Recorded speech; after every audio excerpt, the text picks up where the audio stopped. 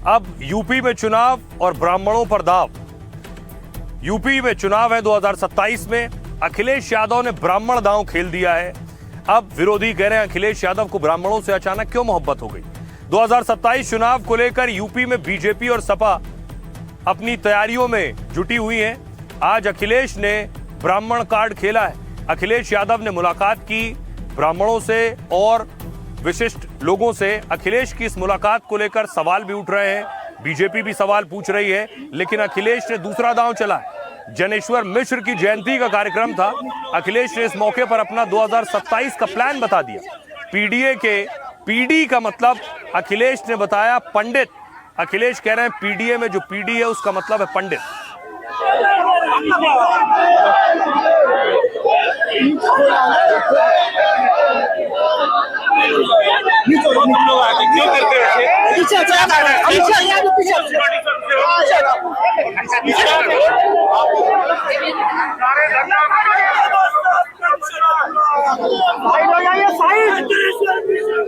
तो मंच पर कई ब्राह्मण नेताओं के बीच अखिलेश यादव को माला पहनाई गई। अब देखिए एसपी एमएलए क्या कर रहे हैं। अखिलेश के नेता संतोष पांडे रथ लेकर कार्यालय पहुंचे।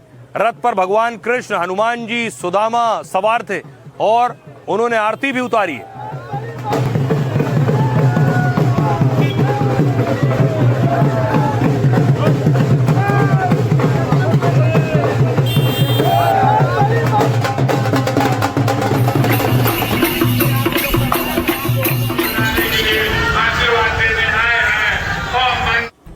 आपको बताऊं, चुनाव से पहले समाजवादी पार्टी ने ब्राह्मणों को रिझाने की कोशिश शुरू की है। चुनाव से पहले ब्राह्मणों को कैसे रिझाया जाए, जनेश्वर मिश्र की जयंती पर पार्टी ने बड़े कार्यक्रम का आयोजन किया। इस दौरान अखिलेश ने पीडीए की नई परिभाषा दी, ब्राह्मण एंगल जोड़ दिया।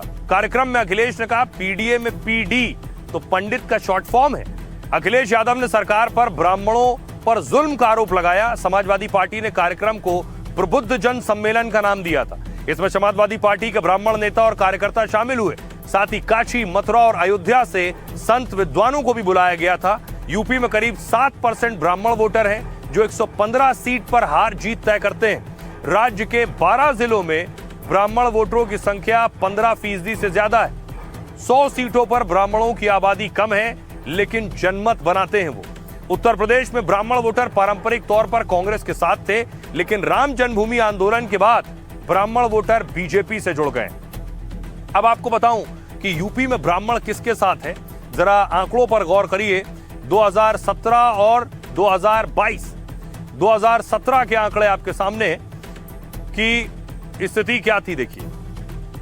2017 में बीजेपी के साथ 83% ब्राह्मण थे और उसके बाद देखिए 2022 में बीजेपी के साथ 89% ब्राह्मण हुए। वहीं समाजवादी पार्टी के साथ 2017 में 7% थे और 89% बीजेपी के साथ आ गए 2022 में, और समाजवादी पार्टी के साथ 7% थे 2017 में और 2022 में थे 6%। सुनिए जरा क्या कुछ कह रहे हैं सियासतदान इस पर। आदरणीय जनेश्वर मिश्र जी के कार्यक्रम के लिए जहां परमिशन देनी थी उन्होंने हमें आपको परमिशन नहीं दी, इसलिए हमें इस कार्यालय में कार्यक्रम के आयोजन करना पड़ रहा है। लेकिन मैं आपके उत्साह और जोश को देखकर कह सकता हूं, उन्होंने परमिशन दी नहीं दी, उनकी परमिशन हमें नहीं मिली। लेकिन आज जनेश्वर मिश्र जी को याद करते हुए हम ये संकल्प लेते हैं कि उनका मिशन कभी भी रुकेगा नहीं, उसको कोई परमिशन की जरूरत नहीं पड़ेगी। पीडीए की बात करते हैं, कभी अगड़े को अगड़ा बताते हैं, कभी अगड़े को अल्पसंख्यक बताते हैं और कभी ये कुछ नया फार्मूला लेके चले आते हैं। केवल तुष्टिकरण की पॉलिटिक्स में लिप्त है, वोट बैंक बन जाए, काम इन्हें करना नहीं। जब सरकार आती है तो गुंडई को बढ़ावा देते हैं, अराजकता को बढ़ावा देते हैं। समाजवादी पार्टी सबको लेकर के चलती है, ब्राह्मण समाज को भी, पिछड़े वर्ग को, दलित लोगों को भी, सभी लोग समाजवादी पार्टी। ये ब्राह्मण सम्मेलन जानते हैं, उनके भाटी एक नेता हैं, पूरा नाम हमको नहीं पता उनका, राजकुमार भाटी ने भाषण देते हुए कहा कि ब्राह्मण की तुलना वेश्या से किया। आओ समाजवादी पार्टी में 4 साल के ब्राह्मण के बेटे को गाजीपुर में बुरी तरह लहूलुहान कर दिया गया। उस 4 साल के बच्चे का क्या कसूर था? ये ब्राह्मण सम्मेलन में चर्चा होनी चाहिए। ये चर्चा होनी चाहिए कि कन्नौज में बूथ पर जब ब्राह्मण का बेटा बूथ लूटा जा रहा था, रोका तो समाजवादी पार्टी के लोगों ने उसका गर्दन काट के फेंक दिया। आज तक गर्दन मिला नहीं। इसकी चर्चा ब्राह्मण सम्मेलन में होनी चाहिए। अब देखिए, एक तरफ ब्राह्मणों को रिझाने की कोशिश हो रही है, दूसरी तरफ समाजवादी पार्टी आज विधानसभा में थी। लखनऊ में विधानसभा के बाहर एसपी ने, नेताओं ने तख्ती और बैनर लेकर प्रदर्शन किया और इस वजह से हंगामा इतना ज्यादा हुआ कि सत्र की कार्रवाई समाप्त करनी पड़ी। बुनकर को उनका हक दे न सके जो सरकार निकम्मी है, वो सरकार निकम्मी है। शिक्षा रोजगार दे न सके जो सरकार निकम्मी है, शिक्षा रोजगार दे न सके जो सरकार निकम्मी है, जो सरकार निकम्मी है, वो सरकार निकम्मी है, सरकार बदलनी है। वहीं समाजवादी पार्टी जब से सत्र शुरू हुआ है बीजेपी को चढ़ावा चोरी के मुद्दे पर भी घेर रही है। सदन के अंदर भी हंगामा कर रही है। इसको लेकर भी सत्ता पक्ष और विपक्ष आमने सामने। बीजेपी के दफ्तर में चढ़ावा चोर कहाँ मिलेंगे? बीजेपी के दफ्तर में चढ़ावा चोर कहाँ मिलेंगे? बीजेपी के दफ्तर में विरोधी कहाँ मिलेंगे? बीजेपी के दफ्तर में धर्म विरोधी कहाँ मिलेंगे? वही दूसरी तरफ समाजवादी पार्टी से विधायक को सस्पेंड कर दिया गया। समाजवादी के पार्टी के विधायक सचिन यादव ने अनोखे अंदाज में प्रदर्शन किया। उन्हें पूरे सत्र के लिए सस्पेंड किया गया था।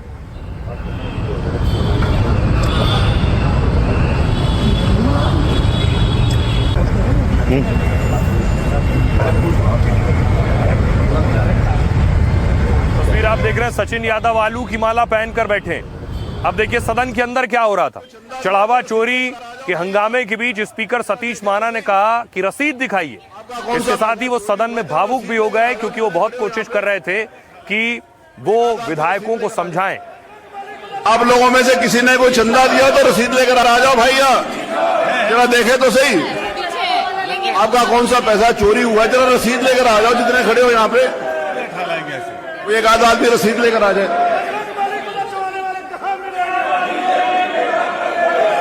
अनिल प्रधान, तुम तो पैदा भी नहीं हुए थे जब मंदिर बना था तब। अब देखिए उत्तर प्रदेश विधानसभा में हंगामे के बाद स्पीकर भावुक हो गए। स्पीकर भावुक हुए। सदन की कार्रवाई के दौरान स्पीकर सतीश महाना इमोशनल नजर आए। सदन में हंगामे पर स्पीकर ने नाराजगी जताई। स्पीकर ने कहा, मेरे राजनीतिक जीवन का अंतिम चरण है, अब उन्हें इस पर गंभीरता से विचार करना होगा। वो विधानसभा अध्यक्ष की कुर्सी के योग्य है या नहीं। महाना ने कहा, पहली बार लगा कि प्रयास में कमी रह गई है, या फिर बाबा साहेब भीमराव अंबेडकर की बात सही है, कभी संविधान में कमी नहीं है, उसे चलाने वाले व्यक्तियों में कमी होती है। स्पीकर ने कहा, पिछले 4.5 साल तक गरिमा के साथ सदन को चलाया, लेकिन हाल की घटनाओं के बाद आत्ममंथन की जरूरत महसूस हो रही है। मौजूदा सत्र में चढ़ावा चोरी के मुद्दे पर एसपी ने हंगामा किया था और समाजवादी पार्टी के विधायक सचिन यादव को पूरे सत्र के लिए सस्पेंड किया गया। समाजवादी पार्टी ने इसको लेकर सवाल उठाए थे। सुनिए क्या कुछ कह रहे हैं इस पर विधायक। मेरी एक लंबी राजनीतिक पारी रही है जो कि अपने अंतिम चरण में है। मैं फिर इस बात को रिपीट कर रहा हूं कि जो कि एक अंतिम चरण में है, परंतु ऐसा लगता है कि हम अपने प्रयासों में विफल हैं एवं जब तक सदन के माननीय सदस्य इसमें सहयोग नहीं करेंगे तब तक इस संवैधानिक संस्था का उन्नयन संभव प्रतीत नहीं होता। मुझे इस बात के लिए विचार करना पड़ेगा, गंभीरता के साथ विचार करना पड़ेगा कि मैं इस कुर्सी के योग्य हूं कि नहीं हूं, अथवा जो कुछ मैंने 4.5 वर्षों के अंतर्गत किया है वो उचित है कि अनुचित है। जिसके ऊपर आत्मविलोचन करूंगा और इसका निर्णय शीघ्र करूंगा। पिछले 4.5 साल में आपने जिस संजीदगी से सदन को चलाया, सभी लोगों को एक समान समझकर जो जिसका सम्मान था उसको उससे ज्यादा सम्मान देकर सदन के संचालन में विशेष रूप से आपने इसमें रुचि ली, इसके लिए हम आपको बधाई देते हैं। जहां तक आपने अपने वक्तव्य में कहा कि हमें निराश है, मानव ये निराश मत होइए। अभी आइए खबरों में आगे बढ़ते हैं। आज की एक और बड़ी खबर, बांग्लादेश लौटेंगी शेख हसीना। आखिर इसका ऐलान आज शेख हसीना ने खुद कर दिया है। भारत से ऑडियो प्रेस कॉन्फ्रेंस के जरिए शेख हसीना ने बड़ी बात की है।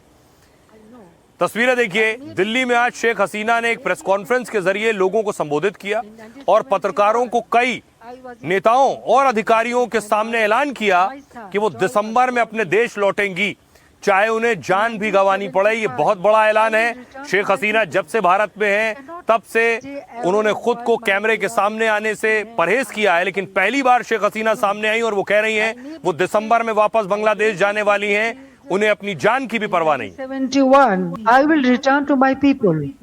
I cannot stay away while my beloved countrymen are suffering. I know I may be detained, I may be sent to prison. In 1971, I was in आपको याद होगा 2 साल पहले कुछ ऐसे अचानक शेख हसीना को बांग्लादेश छोड़ना पड़ा था। ये उस वक्त की तस्वीरें हैं जब शेख हसीना बांग्लादेश छोड़कर भारत आई थी। दावा था कि हेलीकॉप्टर में बैठकर वो ढाका से निकल गई थी, तब से वो भारत में। 2 साल हो गए इस बात को। शेख हसीना अब तक भारत में पूरी तरह से महफूज और सुरक्षित हैं, इसका वो खुद भी शुक्रिया अदा करती रही। दूसरी तरफ शेख हसीना के देश छोड़ने की वजह ये तस्वीरें, जब बांग्लादेश में छात्र आंदोलन हिंसक हो गया, हजारों प्रदर्शनकारियों की भीड़ पीएम आवास तक आ पहुंची। ऐसे में हसीना के पास देश छोड़ने का ही विकल्प बचा था, तो हसीना ने सबसे सुरक्षित हिंदुस्तान को माना और हिंदुस्तान को चुना। अब शेख हसीना वापस जाने वाली हैं बांग्लादेश दिसंबर के महीने में।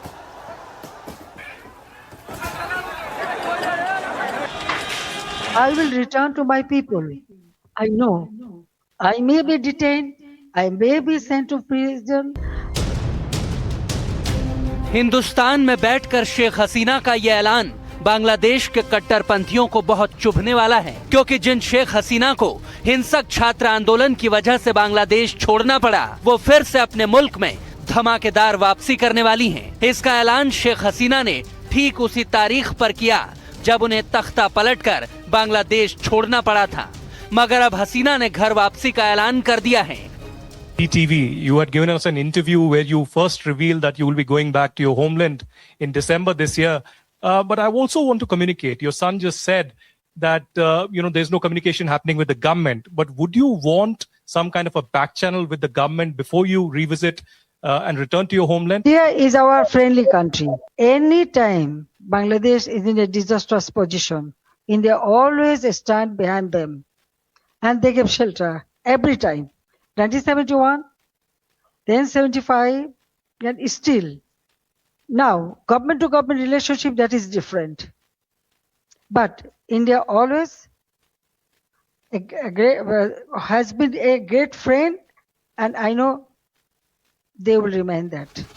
तो क्या बांग्लादेश में फिर सियासी सरगर्मी बढ़ने वाली है? मोहम्मद यूनुस जा चुके हैं, ढाका में नई सरकार आ चुकी है, लेकिन अब शेख हसीना की वतन वापसी क्या नए समीकरण बनाने वाली है?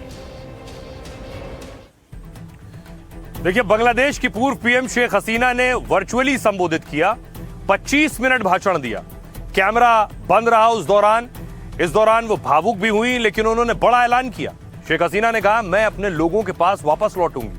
हसीना ने ऐलान कर कहा, मैं दिसंबर में बांग्लादेश लौटूंगी। इस दौरान उन्होंने खुद को जेल भेजने या मौत की आशंका भी जताई। कहा वो मुझे जेल में डाल सकते हैं या फिर मार भी सकते हैं, लेकिन फिर मैं बांग्लादेश जाऊंगी फिर भी, क्योंकि उस पटरी पर उसे उस देश को वापस लाना है। शेख हसीना ने कहा कि बांग्लादेश की आवाम पर मुझे पूरा भरोसा है। हसीना ने दावा किया कि उन्होंने इच्छा से बांग्लादेश नहीं छोड़ा था। उन्होंने कहा, प्रदर्शनकारी पीएम आवास की ओर बढ़ते जा रहे थे, मेरे पास वहां से निकलने के लिए सिर्फ 30 से 40 मिनट का वक्त था। हसीना ने कहा, तब उन्हें नहीं पता था कि वो देश छोड़कर जा रही।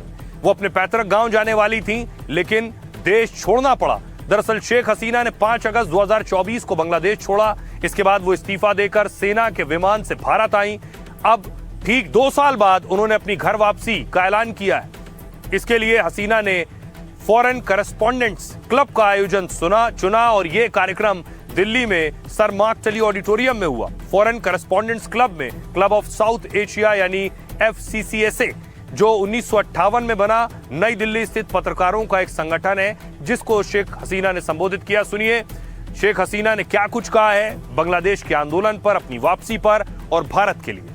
For the last 2 years, I watched my beloved Bangladesh suffer. This is not the Bangladesh we built.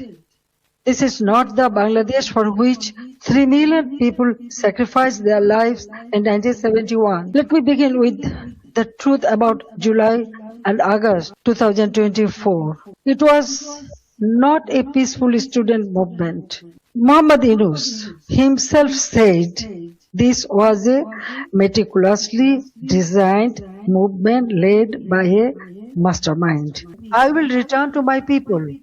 I cannot stay away while my beloved countrymen are suffering. I know I may be detained, I may be sent to prison. They may try to enforce verdicts issued in fabricated cases, but fear cannot decide my duty to the people.